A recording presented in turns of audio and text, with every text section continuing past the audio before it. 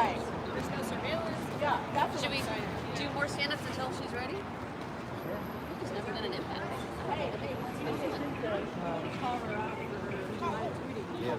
Live tweeting on the fucking. Oh no, what's your face about the. What's up, y'all?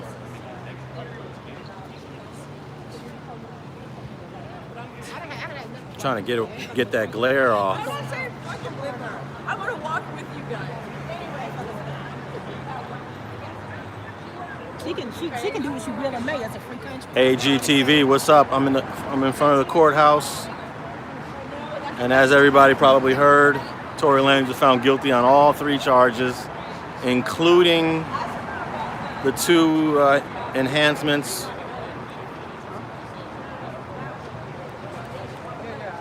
And the family was going off.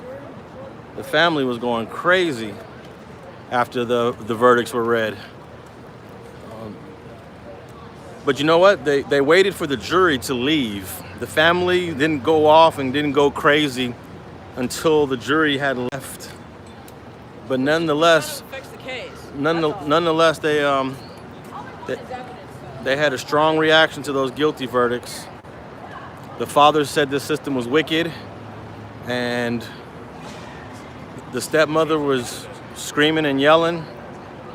There was a little girl that I hadn't recognized before, but she's related to the family. She came storming out, crying.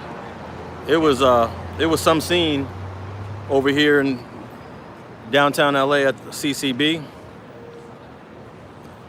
The prosecutors, I went upstairs to the 12th floor to see if the prosecutors are going to make a statement, but the prosecutors declined to make a statement. Everyone was up there on the 12th floor waiting, and they never showed up, and then they officially said they were not coming down to the 12th floor to make a statement. And the defense attorney did not make a statement either. He's just don't know where he's at. And they took Tory Lanez into custody. They put him in cuffs, and I'm assuming that he's going to be going to the Twin Towers, which you can almost see them. If I walk down the block, you could actually see the Twin Towers from here, but from this exact location I'm at now, you cannot see the Twin Towers. And man, it was quite a day. It was quite a day down here. Can we write him? You can absolutely write Tory Lanez if you want to. You can look him up on the Los Angeles County inmate website and type in the name Daystar Peterson. I don't think he'll show up right now. They're processing him right now.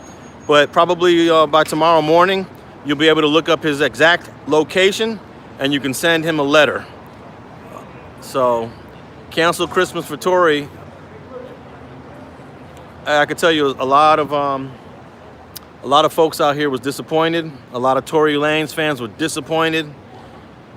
The father was cursing at the deputies. He was actually cursing and going off on the deputies, but then he gathered himself. There was a moment where the father gathered himself and he apologized to the deputies. And he even said, "I know this is not your fault. It ain't the deputies' fault, but it's the system's fault." He said, "This wicked system." So it was kind of good to see him, even though he was in an emotional moment going off on the deputies. He gathered himself and apologized to those deputies. I was standing right there, and but nevertheless, he was still angry. He was still pissed, as a father would be. As a father would be. I think I would be just as angry if that was my son on trial. No one wants to see their son get sent to prison on circumstantial evidence, but it happens all the time. You can be found guilty on circumstantial evidence. You can get sent to prison on circumstantial evidence. And I think the defense, they did a great job. They actually did a great job at poking holes in the prosecution's theory. I think that if I was the defense and I can do this all over again, I would have never called Sean Kelly. I would have never called Sean Kelly to come testify, because the sentiment at that time was the defense has this case in the bag. But when John Kelly, I keep saying John. When Sean Kelly testified, I think the prosecution got back its momentum. They lost their momentum on days 4 and 5 of this trial. They had the momentum of opening statements day 1. The defense really took it over, I think, on days 2, 3. But around 4, actually, I would say the momentum was really in the defense's favor all last week, Wednesday, Thursday, Friday. But Monday, when they brought Sean Kelly to testify, my battery died. So I'm here in front of the courthouse, and it's just been a wild day. Everyone rushed down here at 3:15 to hear the verdicts, and they found him guilty on all charges, all 3 counts. And he is on his way to the Los Angeles County Jail. He's probably already been transported to the Los Angeles County Jail. But I was saying before my battery died that the defense lost the momentum in this case when they put Sean Kelly to testify. They had all the momentum. The defense did a great job, but if there's one thing that I think they would take back is calling Sean Kelly, because that's really, Sean Kelly was the defense witness, but the prosecution is the one that scored points on when they cross-examined him. And remember yesterday, when the jury first started deliberating, they asked for a readback. They asked for a readback for Sean Kelly's testimony. So that means they put some weight in what he had to say, and they wanted to know what he said on cross-examination, of course. Because he's the only one that puts the gun in Tory's hand. He's the only one that is the eyewitness that has nothing to benefit in this case. He's a neutral witness. He lives in that house where all of this stuff happened. He lives right there. So the defense thought he was going to be a good witness for them, and he turned out being a witness for the prosecution as well. So, and yeah, you can be found guilty on circumstantial evidence, but they had more than circumstantial evidence. They had some other things as well. They had Sean Kelly's testimony. And you can tap in with, I believe I did do a synopsis on Sean Kelly's testimony. All right, let me read a few questions here, and then I'm gonna head on out of here. What about the no DNA on the gun? It's not to say there's no DNA on the gun is actually not accurate. It was inconclusive. His DNA was either on the gun or not on the gun. So it's inconclusive. It's not as strong as being on the gun, but it was inconclusive. They didn't rule him out. They ruled him out of his DNA being on the magazine. But there were 3 DNA profiles that they could not rule out. So it was inconclusive, and both experts said it. Even the defense's expert said it. It's inconclusive. I think inconclusive it definitely leans towards no DNA. But it's possible that you touch a gun and you don't leave your DNA. And that's what the expert said. They expect your DNA to be on the gun if you touch it. They expect it to be on there if you handle it. But there are times where it's not. I wouldn't call it a brawl. It wasn't a brawl. It wasn't a brawl. It was just yelling, screaming, shouting, lots of posturing, nothing physical. There was nothing physical that happened in that court. No one went to jail. No one got arrested. That's crazy. He's innocent. Didn't one witness say her friend was the shooter? Sean Kelly kind of alluded to that he thought he saw muzzle flash come from the girl. But then he also said that he saw the little guy with his arm stretched out firing. So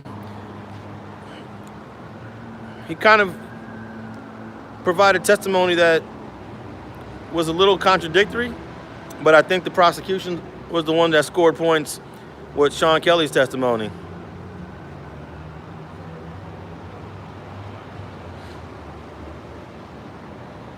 Wouldn't be surprised if some jurors felt pressured or bullied. I don't know. Why would you say that? Wouldn't be surprised. Do you see him getting more than 10 years? I really don't think he's going to get more than 10 years.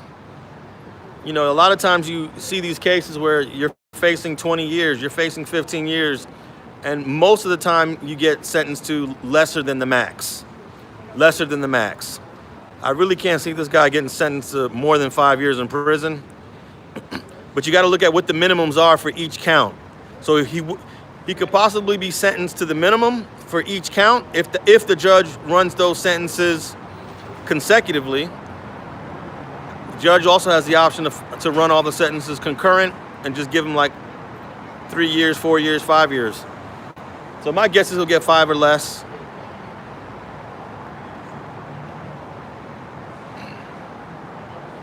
But I'm right here in front of CCB, and there's my man sitting over there from the Associated Press. That's the lady from City News Service right there. And what set you think he's gonna join? I don't think he's gonna join any set. I think he's gonna get sent to high power. Where are my Los Angeles County Jail experts? He's a high profile rapper, probably one of the most famous rappers in the last 5 or 6 years. That means he's gonna go to high power. Celebrity role. High power, I believe, is mostly single man cells.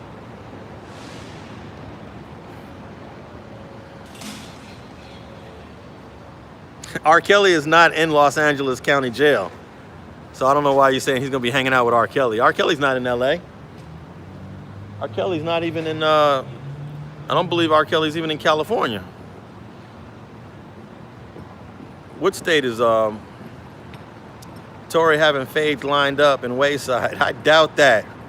I doubt that very much. He's a high profile inmate. The Los Angeles County Sheriff's Department is not gonna just throw him into general population. Even if he wanted to, they're not gonna do that. Love the work you do, Alex. Great work, my friend. Thank you very much. Twin Cities.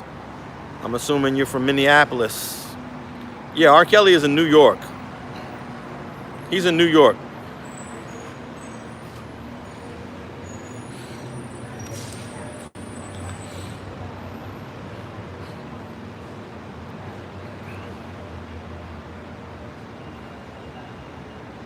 Lil Boosie was in General Pop. Yeah, maybe Lil Boosie went to General Pop when he was in Louisiana. And you know who else went to General Pop here? I mean, going to General Pop in California is different. It's different in California. So don't tell me someone went General Pop unless they went General Pop in California. Tory Lanez is going to high power. That's guarantee you, you're going to high power. But you know, I believe DeAndre Bonds went General Pop. But I don't think DeAndre Bonds back in 2000 had the name and the fame and the recognition that Tory Lanez has. You know, this is a whole different level of celebrity. I mean, Tory Lanez is worth millions. So I doubt he's going to Gen Pop. Crip Mac went Gen Pop. Well, Crip Mac is standing on different principles, on a different code. There's no reason for Tory Lanez to go Gen Pop. The dude ain't even from the United States of America originally. So, general population. They saying general population for Tory Lanez. I doubt it.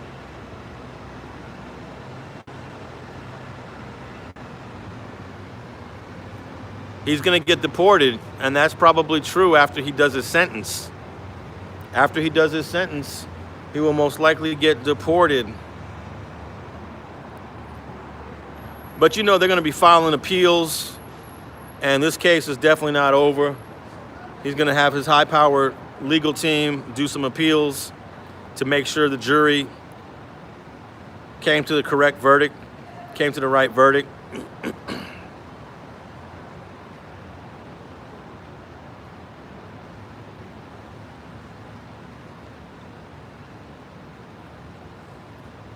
He's definitely going to have an appeal. But look, the prosecution had some very strong circumstantial evidence. And even though the defense did an incredible job at poking holes at a lot of the prosecution's theory, I'm gonna give you the main things that probably were too overwhelming for the jury to ignore. Point number one. Kelsey Harris sent a text message to Megan Thee Stallion's security guard 5 minutes after the shooting. And in that text message, it said, Tory shot Meg. A real text message, came out of a real phone. It was really sent. And they introduced that. Now, when you add that with the jailhouse call, now the jailhouse call alone, you will say, nah, that ain't enough. But you take the jailhouse call where he's apologizing when he called Kelsey Harris. I would say that's evidence number 2. Evidence number 3 is the text message he sent to Megan Thee Stallion, basically apologizing. Apologizing for what? Of course, that text message to Megan Thee Stallion is not enough alone. But when you take the text message, you take the jailhouse phone call, you take the text message that Kelsey Harris sent to Justin Edison, and then you throw on top of that Sean Kelly's testimony on Monday. Oh, I mean, yeah, was that, what day was that? Sean Kelly testified. Can't remember what day, but you add Sean Kelly's testimony with that other circumstantial evidence, and plus, don't forget, Megan Thee Stallion testified. Now, you could disregard her whole statement because they've proven her to be untruthful multiple times. But I think the jury had a lot of information there to come to the conclusion that they came to. And I think a lot of people just take each element by itself and say, oh no, that's not enough. But you add them all together, it paints a different picture. You feel me? Give me a thumbs up if you feel me. Give me a thumbs down if you're not feeling me on that. Sign this man on a napkin, huh? Sign him on a napkin and bail him out of prison. Bail him out of prison, right?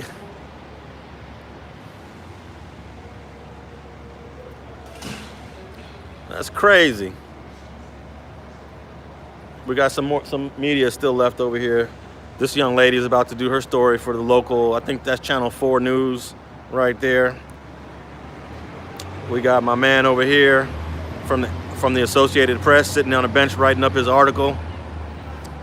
So I'm about to get up out of here in a couple minutes. I'll take a few questions though.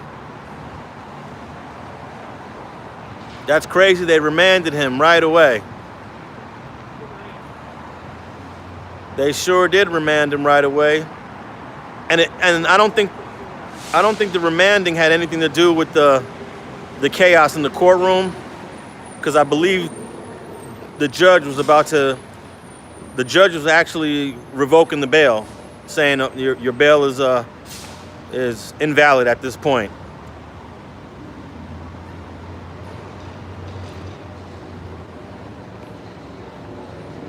How much time do I think he'll get? Well, it all depends on whether the sentences are run concurrently or consecutively. But I personally don't see him doing more than 5 years in prison. But definitely, I think his full exposure is 22. I haven't added up, but 3 counts plus both allegations came back truthful. So someone said the jury stuck to the facts. Why did they disregard the fight that Kelsey and Megan had? I don't know. I think the fight was important. The fight definitely favored the defense. And I thought the fight also gave the defense theory motive. But maybe the other elements that they were confronted with were more overwhelming than the fight. Why wasn't Kylie Jenner called as a witness? I mean, she really wasn't needed. This would have been a circus if Kylie Jenner would have been called. That would have been a circus if they would have called Kylie Jenner. But we had enough witnesses in this trial to tell us what happened at her house. EJ was the one that really broke down what happened at the house. We got a little bit from Megan, we got a little bit from Kelsey, but EJ pretty much tied it all. He tied up all the loose ends on what happened at Kylie Jenner's house. How much time I think he's gonna get? Well, I answered this earlier. I don't think he'll get more than 5 years, you know? And in California, you got to do 85% of your time. But we'll find out in January. Sentencing date, let me give you, the sentencing date is in my pocket. But it's in January. January 20-something is the sentencing date. I'll post that. I'll post the sentencing date. And we'll be back down here to hear the sentencing. When he comes in for sentencing, we might be allowed cameras in the courtroom. And he'll be in those county jails. He'll be in those either a jumpsuit, an orange jumpsuit. No, what's high power? High power is my LA County jail experts. Tell me what color is your jumpsuit when you're in high power. That's probably what colors we'll see him in when he comes in for sentencing next month in January. The court is a joke for making the verdict. Well, the court didn't make the verdict. The jury made the verdict. You can't blame the court for this verdict. The 12 jurors made that verdict. Yeah, January 27th. Thank you. Who's that? Let me shout out Dejan Jeter. Hey, we got a whole crew of folks walking by. Hey, let me get your number. All right. The jury went off emotions, not facts. Yeah, if you want to blame anybody for this verdict, it's the jury, not the court. It's not the court. I was in there every single day, and Judge David Hereford, he ran a respectable court. Remember, he did not allow the prosecution to add bribery charges. He did not allow the prosecution to add witness tampering charges. And he actually suppressed Kelsey Harris's statement. But here's another thing. Once the defense suggested that when Kelsey Harris made her statement in September that maybe she was under pressure or coerced, they opened up the door to play that whole statement. So that's another thing. Her statement that she made in September 22nd, that had to have an impact as well. So I'm gonna try to jump back on live a little later. I'm gonna go home, have some dinner, maybe eat a steak. What's that? Oh, okay. Daystar is in custody right now? Yes, Daystar Peterson is in custody. The Los Angeles County Sheriff's Department remanded him around 3:25, around 3:30 p.m. No, I'm gonna say around 3:25 p.m. Took him into custody while his family was making a commotion in the courtroom. Another episode for the podcast. Do you think Tory should have testified? Absolutely not. If Tory would have testified, that would have even been worse. Didn't need to testify. I think that it was a mistake for the defense to call Sean Kelly. Sean Kelly actually was turned into a prosecution witness, and that was a defense witness. And also, I think it was a mistake for the defense to suggest that Kelsey Harris made that statement in September either under pressure or being coerced. That opened up the door for them to say, hey, Your Honor, we want to play the whole statement since they're suggesting that it was coerced. Because at that time, they were only able to play snippets. They were only able to play just small clips of it. But once the defense made that accusation, that opened up the door, and they played the entire statement she made, an hour and 28 minutes. It was almost like another witness. You had as the prosecution called it, you have Kelsey now and you have Kelsey then. So Kelsey basically testified 2 times in this trial. And I think that the Kelsey then was definitely, it definitely hurt the defense and helped the prosecution. Someone get Jay Prince on the phone. Let's try to get Jay Prince on the phone.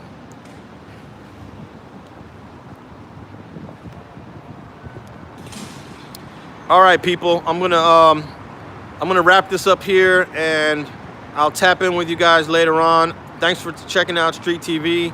I appreciate everyone for checking out this live. And my final words is Daystar Peterson is found guilty on all 3 counts, including the 2 allegations, which means he could be sentenced to the max on all 3 counts plus the allegation. The family was extremely unhappy about it.